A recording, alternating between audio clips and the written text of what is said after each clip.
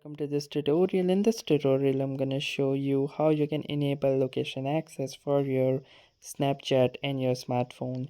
So the most easiest and simplest method to do this is by clicking on this map icon at the bottom left corner of your screen.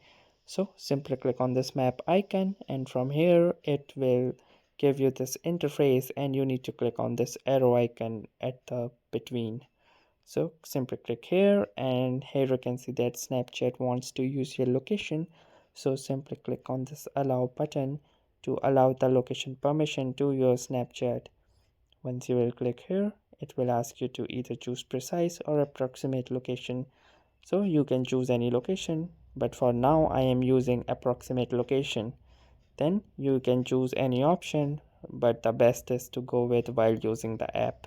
So once that is done, you can see that it has led me to my device settings, and from here I can click on permissions, and then here you can see that the location permission is now successfully allowed. So that's it for this video. I will see you in the next one. If you like this video, make sure to hit the like button as well, comment on this video, share it, and don't forget to subscribe to our channel. Thank you for watching and have a nice day.